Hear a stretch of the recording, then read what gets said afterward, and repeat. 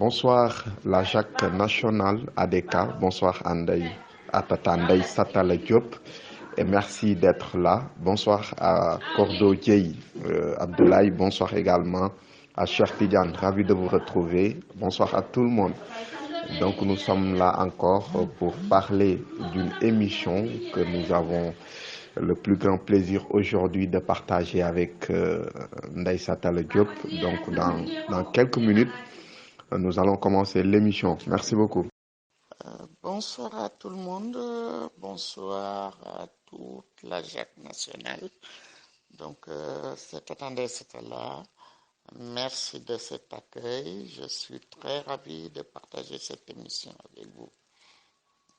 Alors merci Tata donc ñu ngi lay nuyu bu baax depuis France nuyu sa njaboot yëpp di la ñaanal jàmm bu baax alors di sàkku également si tous les membres yi nga xam ne ñoom ñoo nekk si groupe bi comme ni ñu amee habitude di ko defee donc bu émission bi commencé ñu ajandi vocal yi donc ajandi écrit yi également ba ñu terminer ak l'invité donc am nañu largement le temps suñu paree donc ñu joxe suñu contribution def débat d'idées donc voilà et lépp lu ñu ci bëgg a dugal donc Tata ñu ngi lay dalal bu baax di am mbégte dalal la tey ci Jacques national nga nekk kilifa gu mag ci wetu Khalifa Ababacar Sall ñu ngi lay gërëm bu baax di am mbégte donc dinañu weccoo ci lu bari ci wàllu xam-xam ainsi de suite ñeel jongante yi muy élection yi nga xam ne ba léegi dafa tàggatéem bi ci mim réew. waaw bonsoir Omar maa ngi leen di gërëm man maa leen di gërëm ci invitation bi vous pensez que je vais vous apporter quelque chose mais je pense que yéen it xale yi di ngeen ma apporter plus parce que ñun on est de la vieille école te l'avenir du Sénégal c'est vous en tout cas maa ngi leen di gërëm di leen sant. J'espère que waxtaan bi daal ñun ñëpp dinañu jariñ ñun ñëpp donc maa ngi xaar seeni question. Voilà merci Tata Ndeye donc bu ñu duggee ci waxtaan bi ñu ngi fas yéene waxtaanee li nga xam ne moom mooy yéexaayu amal li nga xam ne moom mooy élection locale yi donc jafe-jafe bu mag la te jamono ji ñu ngi xalaat gën ko puusandi ba jeexintalu 2021 bi yow en tant que sénégalaise mais également leader politique ban jàngat nga am ci dàqandi gi nga xam ne moom la ñu dàqandi jongante yi nga xam ne amaana waroon nañu ko mën a amal ba ku nekk xam fi nga féete. Ouais, Omar, j'aurais aimé faire une toute petite présentation parce que, bon, je pense que dans votre structure, il y a beaucoup qui ne me connaissent pas encore. Donc, Ndeye Satala Diop laa tudd, je suis en France depuis 1982, donc je travaille dans une collectivité territoriale. Voilà, damay doon def fi politique déjà. J'avais commencé depuis par la politique française. J'ai fait 2 mandats ici à la mairie de Mantes-la-Jolie. Et depuis le mois de mars 2020, bon, j'ai laissé tomber pour me consacrer vraiment à la politique sénégalaise pour le bien du pays et aider. Donc, comme ni ma ko waxee woon, politique au Sénégal, c'est un peu compliqué. C'est un peu compliqué parce que élection yi, j'ai été candidate en 2017 pour les élections législatives. On s'est très bien débrouillé, mais tout le monde sait ce qui s'en est suivi. C'est la même chose qui s'est passé en 2019. Là, actuellement, Omar, tu me parles des élections locales qui sont poussées. C'est normal. La façon dont on fait les élections au Sénégal, soo génnee bitim réew ngay xam ne y a quelque chose qui ne va pas. Déjà, man, je suis contre qu'on ait cumulé la carte d'électeur avec les cartes d'identité. Là, bu ñu ne woon dañuy def ni élection au mois de mars, les gens n'ont toujours pas leur carte d'identité. Et au Sénégal, j'ai l'impression que tout le monde a oublié l'histoire des cartes d'identité. Ñu bari amuñu seen carte d'identité. Léegi bu ñu ne woon dañuy def mars comment ça va se passer? On n'a pas pu voir le fichier. fichier bi kenn audité wu ko bu ñu fi demee ni mars ne leen wóor ne ni mu defoon en 2019 ak 2017 noonu la ñuy def ak nit ñi duñu yor seen carte nit ñi duñu xam fu bureau de vote yi féete xeexoo lay doon il va prendre tout encore nit ñi toogaat di xaar beneen élection je pense qu'il faut ñu débrouiller ça y est déjà les listes avant ngeen di dem élection ça sert à rien bu demee élection gagné ko c'est la même chose qui continue il faut se battre pour les cartes d'identité je n'arrête pas de le dire il faut se battre pour les cartes d'identité yi est-ce que vous savez l'histoire des cartes d'identité yow soo nekkee Sénégal ñu jël sa carte d'identité indi ko Paris quand est-ce que tu vas le voir jamais fii ñun gis nañ fi ay carte d'identité yoo xam ne ñi ko moom ay Maroc ak yooyu la ñu doon la ñu dëkka wala ku nekk Marseille da nga koy jox consul bi mais wóoru na dem dina ko yónnee parce que ça a été fait exprès boo jógee ci loolu léegi yéen da ngeen ne dañ koy puus mais kenn daf leen joxagul date ba ngeen di xam dañuy puusam puusuñu ça ce sont toujours des suppositions il faut que Sénégal ñëw commencer di faire des choses concrètes il faut ñu def des choses concrètes mbirum élection bu ñu puus da nga koy wax solennellement officiellement ñu ne puus nañu pour telle ou telle raison jusqu'à telle date mais ñu toog ñi naan dañuy puus ñi naan duñu puus vous ne pouvez pas vivre comme ça les gars yéen nag jeunesse bi yéen a war a jóg aussi bu leen toog rek di xaar il faut pas être attentif et c'est ça qui est malheureux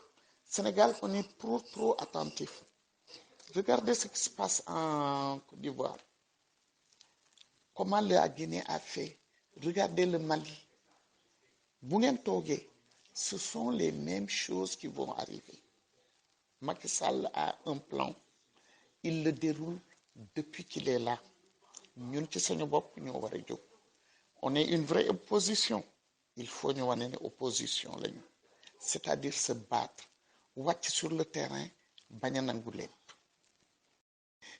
léegi qu'est-ce que vous voulez qu'on fasse ñun fii diaspora on se bat mais loolu yëngalul Sénégal xam nga on est une minorité par rapport à ce qui se passe au Sénégal yéen bu fekkee jóg ngeen ñun ñu jóg ñëpp jógandoo là ça peut aller mais tant que c'est une toute petite poignée le gars que nous avons là-bas il n'en a rien à faire moo tax man l'histoire que dañ ko pousse dañ ko ceci ça m'importe peu cëppaandaw gi moo am kii cëppaandaw gi loolu moom moo am fayda léegi man dama bëggoon xam est-ce que ñun sañu groupe bi ñu demee ci kii bi nu mu tudd dialogue national bi est-ce que ñi dem wax nañ waxu carte d'identité yi moi j'arrête pas de le dire ici dans les radios et tout j'en parle mais est-ce que nos leaders quand ils sont partis au dialogue national ils ont parlé de ça je ne pense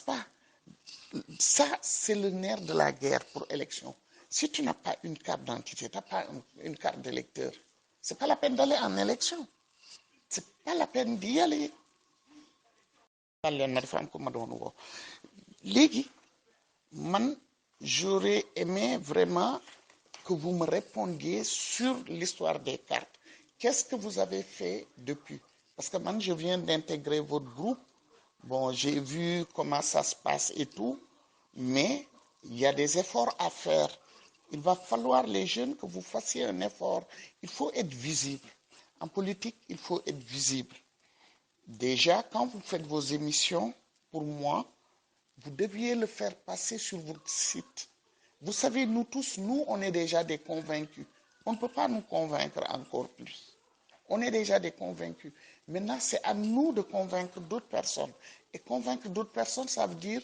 être visible passez par des pages Facebook vous faites des émissions par vidéo même si on ne voit pas la personne que ce soit audible par d'autres personnes noonu ngeen mën attirer ay nit massifier il y a beaucoup de jeunes parce que man quand j'ai mis votre flash tout à l'heure dans les forums où je participe Tout le monde me demande, mais c'est où le lien pour visionner ou bien pour écouter? Et il n'y en avait pas. Les gens sont déçus.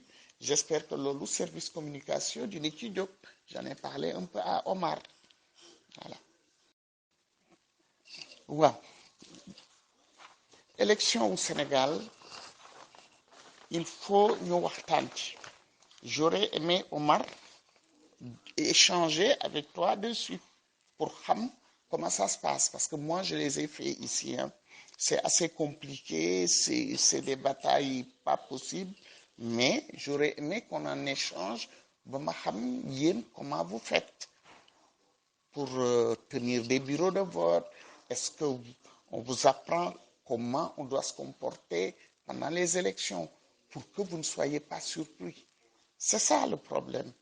Il faut ngeen jàng yéen les jeunes parce que yéenay avenir bien. Nous ñun sañuy bal tànk na mais vous êtes l'avenir du Sénégal. Nous on compte sur vous. Donc il faut que vous appreniez savoir comment on se comporte pendant les élections. Qu'est-ce qu'une élection? C'est à savoir pour pouvoir tenir un bureau de vote. Merci Tata, je pense que c'est très important déjà d'évoquer par exemple problème mu carte d'identité yi. Donc les élections se passent difficilement au Sénégal surtout si jamono bi ñu toll nga xam ne tegoon nañu dialogue national yaa ngi koy wax donc di échanger également ci fichier électoral bi ainsi de suite. Aboutissement amagul si ba léegi c'est pour ça la report yu bëri yëpp di si am mais quand on parle carrément si problème mu carte d'identité est-ce que jàppaloo ni également mauvaise gestion moom moo waral carte d'identité yi ba léegi lu si leer amu si ñii mënaguñu jot seen carte d'identité ñii dañu koy jot ñu yóbbu leen dëkk boo xam ne dëkkuñu fa wala ñii dañu siy jot ñu jox leen tur boo xam ne du seen tur est-ce que jàppaloo ni également yàkkamti soppi quelque chose par exemple indi ay yeneen carte d'identité boole ko ci CEDEAO ainsi de suite moom moo sabab lu lii yëpp. La chose que je trouve aussi un peu compliquée pour les élections du Sénégal, c'est l'histoire qu'il y ait des périodes où on doit s'inscrire pour les votes. Quand je prends l'exemple d'ici, du 1er janvier au 31 décembre, à tout moment, tu peux t'inscrire dans les bureaux de vote. Tu as ta carte d'identité, tu prends ton justificatif de domicile, tu vas dans ta mairie, tu t'inscris. Tu es sur les listes. Les listes sont assainies chaque année au mois de janvier. On enlève ceux qui ont déménagé, on enlève ceux qui sont décédés et tout. Mais Sénégal, j'ai vu que c'est une période. Il y a tant de mois, je crois que c'est 6 mois comme ça, on révise les listes, on ceci, on cela. Mais ça, il y aura toujours des magouilles. Le parti qui est majoritaire et qui est au pouvoir aura toujours à gagner. C'est pas possible. C'est dans 6 mois. Bon, une fille, comment ça se passe? Tu vas à 5 heures du matin même pour être sur les listes, pour t'inscrire.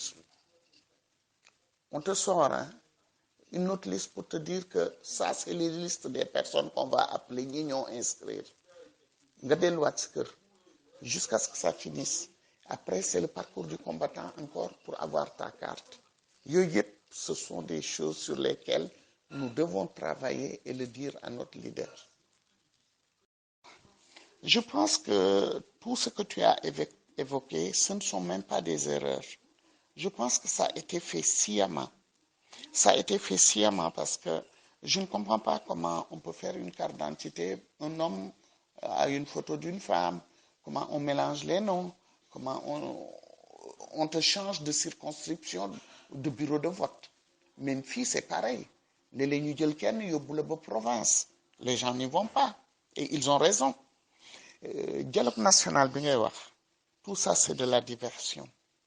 Ça permet que Macky déroule son plan. Il a un plan depuis des années. Et c'est ça qu'il est en train de dérouler. Dialogue national, je savais que Binki Dem aussi, dara du ci génn. On le sait, dara du ci génn parce que ça fait partie des diversions. Gis nañ liñ ci gis ñi demoon nekk ci dialogue bi ndekete ñoom bu guddee ñu dem palais. Aujourd'hui on voit ils sont dans le gouvernement. Donc ña fa des aussi rien ne sortira de ce dialogue, rien. De plus dialogue bi lañ fay génne c'est Macky qui a le dernier mot. Fichier bi moom du ko laal, il a son fichier à lui, parce que normalement les partis politiques devaient avoir accès à ce fichier dès qu'on a fini même les élections. ñun man fii bu ñu paree élection on faisait le premier tour le dimanche. Le lundi matin nous sommes à la sous-préfecture, on prend les listes pour voir parmi nos sympathisants, parmi nos militants qui n'a pas été voté et tout, pour que tu puisses leur dire deuxième tour il faut que tu ailles voter, t'as pas été voté, tes enfants n'ont pas été. dañ koy def fii ñun. Comment se fait-il que ñun liste au Sénégal kenn mënu ci teg bët, liste boo xam ne c'est comme c'est secret d'État kenn du ko gis. Comment voulez-vous qu'on fasse quelque chose? Personne ne peut travailler sur cette liste. Ni ma la ko waxee dialogue national bi boo demee Sénégal dafa metti aussi man je trouve que c'est assez compliqué. Les gens vont trouver que je suis un peu rude parce que woote nañu dialogue national soo demee ñu ne la opposant nga loo fa wuti, soo demul ñu ne woote nañu pour Sénégal tu n'es pas parti. Donc il y a des moments où ici je me dis il faut que les gens aussi sachent ce qu'ils veulent. Nous on est des opposants, qu'on nous laisse nous opposer. Par exemple un problème qui se pose au pays, Macky Sall s'il appelle les opposants pour trouver une solution, mais tu peux aller, tu écoutes. Maintenant c'est à toi de savoir qu'est-ce que tu fais. doo ñàkk fayda, c'est lui qui a les fonds, c'est lui qui doit faire la politique au pays parce que c'est lui qui gouverne. bu nee jàppale leen aba ci lan lay jàppale, on te jàppale comment? yow yaa dem yaa décidé, kuy dem ba sës ci mur xam nga dangay wàññee, c'est la même chose. li metti ci opposant mooy bu mettee nit ñi ci yow la ñuy ñëw, mais quand tu parles kenn du la faale, da ngay dégg ñu ne waxu politicien la, mais à chaque fois que c'est chaud c'est vers les opposants qu'on se tourne.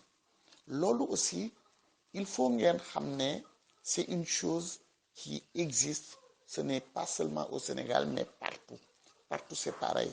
fii booy def politique c'est la même chose, mais je trouve que pour vous c'est une bonne chose ngeen débuter nii nekk ci opposition. Ça forge d'être dans une opposition, et même pour les locales allez-y, même si vous êtes élu dans l'opposition allez-y, ça forge, parce que moi je l'ai fait, j'ai vu ce que ça donne. Quand tu es dans l'opposition tu bosses dur parce que tous les dossiers tu cherches la faille, alors que quand tu es dans la majorité tu ne fais rien. Ce sont les agents de la fonction publique et tout qui écrivent, les gens sont là que pour lire.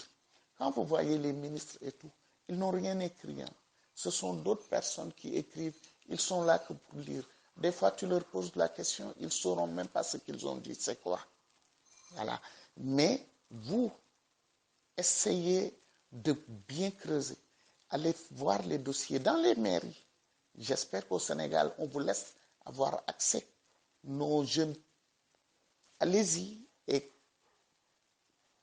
mais Tata su ma la déggee bu baax c'est comme si que vous dites que ne par exemple dialogue national réussirul mission bi nga xam ne moom la ñu ko dénkoon, mooy fexe ba transparence am, fexe ba li ñuy def mu gën a ñoŋ te gën a gaawit, donc gënut a ñoŋ gënut a gaaw. Donc ban taxawaay nga yaakaar ne kon moom la ñu war a dem ci dialogue national bi, par exemple les partis politiques, que ça soit ñi nekk ci opposition bi comme ñi nekk ci pouvoir bi.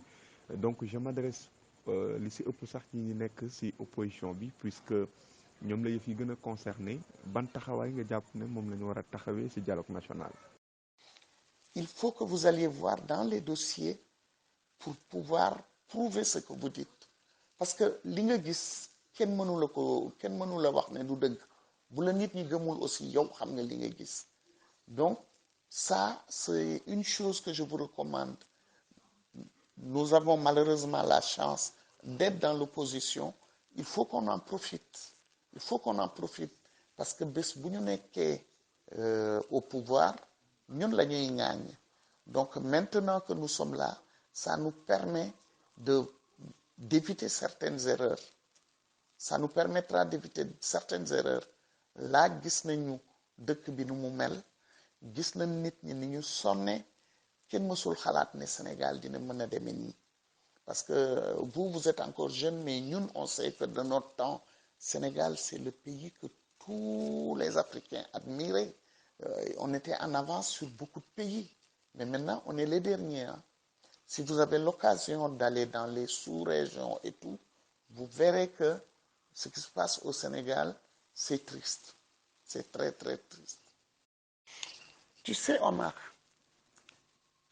la transparence qu'on nous disait, c'était pas ça le but. Le but, c'était la diversion pour pouvoir attirer certains dans le piège où ils sont tombés. Rien ne sortira de ce dialogue. Moi, je vous dis, rien ne sortira de ce dialogue. Ce qu'ils vont donner comme conclusion, ce sera comme toutes les audits et autres choses. C'était une perte de temps. Moi, je trouve que c'est une perte de temps. Nos amis qui sont partis pour ce dialogue national, pour moi, quand ils ont vu que les choses coincent, tu sors. Tu ne perds pas ton temps. Tu vas faire là-bas quoi? Quand tu sais qu'il n'y a aucune solution qui va sortir, loo wax ñu ne la lii kenn du ci discuter, lii kenn du ci discuter, lii kenn du ci discuter. Mais c'est pas la peine. S'il n'y a pas de discussion, que chacun campe dans ses positions, mais qu'on nous laisse travailler dans notre coin. C'est tout. Dialogue bi, il n'y a aucune transparence. Yooyu, ce sont les mots. C'était la carotte, comme on dit ici. C'était l'appât pour attirer les gens. Mais dara. Man, je ne sais même pas est-ce que ce truc-là continue encore. Et qui sont ces gens qui sont dedans? Parce que man, ça ne m'intéresse plus. Voilà, ça ne m'intéresse plus. Maman, c'est très important ce que vous avez évoqué, que transparence amul ci dialogue national bi taxawaay bi ñu ci waroon am te ñun loolu lañu ci doon xaar en tant que des Sénégalais parce que bi ñu teg dialogue national bi également doon woo les parties prenantes donc ñi ci war a bokk ñëpp donc dañu waxoon ni transparence moo taxoon sax opposition bi taxaw ci opposition bi nekk ci mais est-ce que jàppuloo ni maman que ragal jongante moo xeeñ ba léegi élection am parce que Macky Sall je pense que nekk na si li ñu naan nous sommes au dernier virage des choses est-ce que jàpp ne dafa nekk si dernier virage des choses est-ce que du stratégie pour mu taxawalaat sampaat ay cinam surtout l'arrivée de comment dirais-je l'arrivée de Idrissa Seck dans le gouvernement est-ce que jàppuloo ni ci sampaat ay cinam ci la nekk. En tout cas, Omar Mandal, pour couper court, le dialogue là, il faut nous gagner. Il faut qu'on sorte de là. On n'a aucun intérêt à y rester. Rien du tout. C'est une perte de temps. C'est pas la peine. C'est pas la peine. Tu sais, Omar, dès le début, il savait ce qu'il faisait. C'était retardé. Comme on dit, reculer pour mieux sauter. C'est ça. Troisième mandat, moom ngeen di bañ a tudd xëj na mais ça c'est sa préparation. Loolu lay préparer. Il essaiera de pousser au maximum ce qu'il peut pousser. Ñun xam nañ ne élection du am léegi. On le sait. Quant à Idrissa Seck, ne perdez pas de vue que bu ñu nee Idrissa Seck a eu 20%. Est-ce que 20% yooyu dindi ngeen ci tous les khalifistes qui ont voté pour lui? Idrissa Seck, si c'est que lui seul, il n'aura même pas 5%. Léegi depuis bi mu demee nii, sachez qu'il y a beaucoup qui sont partis. am na ñu bari ñu dem. On nous montre les têtes qui sont parties avec lui. Pourquoi on ne nous montre pas ceux qui partent? Idi n'a pas grand monde. Idi bu amee 20%, c'est parce que Khalifa Sall ne s'était pas présenté. Il y avait les gens de Gakou. Il y avait d'autres structures aussi qui sont venues le rejoindre. Ñi ko rejoindre ñëpp, s'il n'a pu avoir que 20%, sachez que donc il n'a aucune valeur ajoutée. Là, on va voir qu'est-ce qu'il peut lui apporter. N'est-ce pas que ñoom ci seen biir réew mi ñu ngi commencé ñoom it di xeexoo xam nga sànni na Déthié Fall tey suba dina sànni keneen et en fin de compte il n'aura plus personne.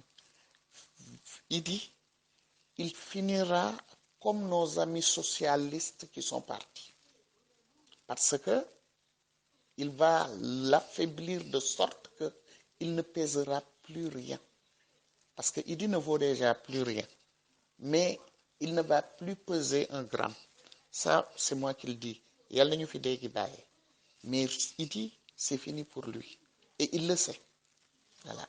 Comme daal yàlla suturaal nañu ba ñun ki ñu topp demul ñi taq ci moom demuñu ñu sante ko yàlla siggi te di liggéey sañu liggéey di def li ñuy def bañ ci boole wax loolu rek laa leen di ñaan. Ne prenez modèle sur lui bu leen ci boole wax def leen seen liggéey te toog di seet noppi gi Khalifa Sall noppi loolu la Macky Sall ragal su ngeen ko xamul. Macky Sall ñiy wax day xam fu mu leen di jaar soo waxul du xam fu mu lay jaar moo tax def leen li ngeen di def prenez vraiment modèle sur Khalifa Sall. Vous êtes des jeunes. L'avenir est avec vous bu leen bari wax politique gu saaga du baaxul politique gu xeexoo baaxul tu perds ton énergie pour des futilités liggéey leen li ngeen war a liggéey wax li ngeen war a wax dem fi ngeen war a dem yàlla dina indi li war a ñëw rek noonu la. Maman, je pense que am na solo trop li nga évoqué yëpp donc bu ma la déggee bu baax dafay préparer troisième mandat donc jaratul kon ma lay laaj lan moo tax fichier électoral bi yéex parce que dafa téye dialogue national bi si loxoom taxawaayu opposition bi également parce que gis nañu ne daanaka opposition bi amatuñu doole. Pourquoi amatuñu doole? Parce que daanaka ñu si bëri jaay nañu seen ngor dem fekk ji le pouvoir. Est-ce que aussi jàppuloo ni war nañu gën a mën a renforcer waat li nga xam ne moom mooy opposition bi de telle sorte que ñu mën a amaat beneen relance ba nga xam ne leneen lu ñu imposer également du mën a daanu suñu kaw. Omar, tu sais, pour renforcer l'opposition, il faut que l'opposition évite d'avoir toujours un train de retard. Il ne faut pas que ce soit la majorité qui nous impose des sujets de débat. Moi, je me dis que l'opposition doit travailler sur les sujets qui intéressent les Sénégalais. Il y a tellement de choses à faire dans ce pays que je pense qu'un sujet de travail, tout le monde peut en avoir. Xoolal yéen jeunes yi quand vous êtes à l'université et tout, quel espoir avez-vous maintenant? Quand vous voyez tous ceux qui sont diplômés, boo jaaree ci buntu kër yi ñu ngi toog di naan ataaya waxtaan parce que amuñu liggéey. Combien de jeunes sont là, n'ont jamais eu un premier emploi? Et puis il y a une chose qui m'étonne. Sénégal, damay dégg léeg-léeg ñu naan kii il est stagiaire. Je dis stagiaire en quoi? On me dit stagiaire. Je dis mais quand tu es stagiaire, c'est que tu es en formation. Si tu n'es pas en formation, dañ lay jël kon fenn dugal la fa ngay liggéey bu weer deewee ñu sànni la tuuti daal loo xam ne ça ne va même pas couvrir ton transport du mois. Loolu nan nga ciy dunde bëgg ci dundal say waajur peut-être parce que ay africains la ñu souvent nos parents quand tu grandis lépp dañ koy bàyyi sa mbagg yaay taaw yaay ceci surtout góor ñi ah